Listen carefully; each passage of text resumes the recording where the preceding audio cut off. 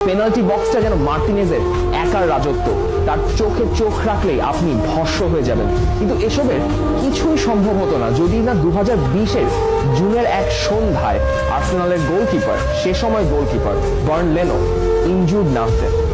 ঘটনাটা একটু ব্যাখ্যা করি। আপনারা নিশ্চয়ই বাটারফ্লাই ইফেক্ট টার্মটার সঙ্গে পরিচিত, কালে ভদ্র হয়তো ব্যবহারও করেছেন। একটা ক্ষুদ্র ঘটনা যেটাকে খালি চোখে দেখে কিছুই মনে হয় না, সেই ছোট্ট ঘটনাটার প্রভাব ভবিষ্যতে হয়ে উঠতে পারে এক যুগান্তকারী ঘটনা। আর্জেন্টিনার এই বিশ্বকাপ জয়ের পেছনে দামিয়ান এমিলিয়ানো দিবু মার্টিনেজের যে হাত, সে হাতে যে কিপিং গ্লাভসটাই ঠিক মতো উঠতো না 2020 সালের আগে, ভাগ্যটা খুলে গেল সে সময় আর্সেনালের ফার্স্ট চয়েস কিপার বার্ন লেনোর ইনজুরিতে। ব্রাইটন এন্ড হোভ অ্যালবিয়নের নীল মোপের সঙ্গে ধাক্কা লেগে ইনজুরিতে পড়ে মাঠ ছেড়েছিলেন সেদিন লেনোর ইনজুরিতে ডাক পান আর্সেনালের রিজার্ভ কিপার এমিলিয়ানো মার্টিনেজ। আর্সেনালের কিপিং গ্লাভসটা পরে পিছে নেমেছিলেন সেদিন এনি। তার ঠিক 911 দিন পর তার পেনাল্টি বক্স ম্যাজিকে আর্জেন্টিনা জিতেছে তাদের তৃতীয় বিশ্বকাপ। বাটারফ্লাই ইফেক্টের এমন চমৎকার দৃষ্টান্ত আপনি হয়তো এর আগে কখনোই দেখেননি। কিন্তু এই যা তা কথা বলে পাগলাটে সব উদযাপন করে পেনাল্টি ঠেকিয়ে দেওয়ার যে এই ব্যাপারটা মার্টিনেজ করেন, এটা আসলে কিভাবে সম্ভব? মার্টিনেজের এই পেনাল্টি বক্স কালা জাদু প্রথম চোখে পড়ে কোপা আমেরিকায় কলম্বিয়ার সঙ্গে ম্যাচে।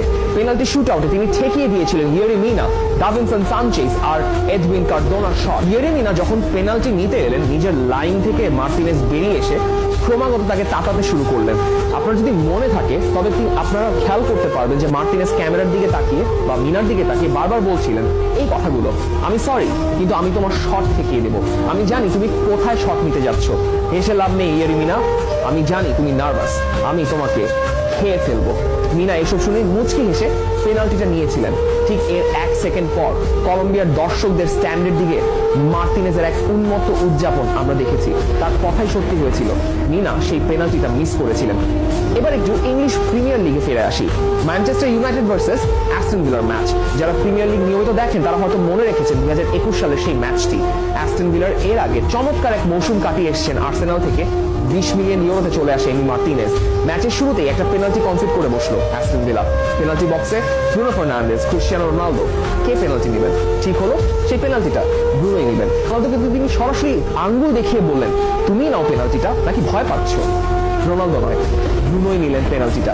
এই পেনাল্টি আগে 45টা পেনাল্টির মধ্যে 42টাই সফলভাবে কনভার্ট করেছিলেন ব্রুনো ফার্নান্ডেজ। তার সেই স্বভাব ছিল হপ এন্ড স্কিপ পেনাল্টি নেবেন, সেটাই সবাই ধরে নিয়েছিল। কিন্তু না, ব্রুনো কেন যেন তার রেগুলার রুটিন ফলো করলেন না, নিলেন এক পাওয়ার শট। সেই বলটা জালে না জড়িয়ে চলে গেল আকাশে। কথিত আছে হ্যারি কেইনের কোয়ার্টার ফাইনালে পেনাল্টিটার মতো ব্রুনোর মারা সেই বলটাও নাকি অন্তরিক্ষে ঘুরে বেড়াচ্ছে। ফাইনালে তার মাইন্ড গেমস প্রথমে শুরু হুগো লরিসের সঙ্গে। প্রথমে তার সঙ্গে কুশল বিনিময় করলেন, এমবাপের সঙ্গেও হাত মেলালেন। তারপর এমবাপের পেনাল্টির আগে বারবার রেফারি সিমন মার্সিনিয়াকে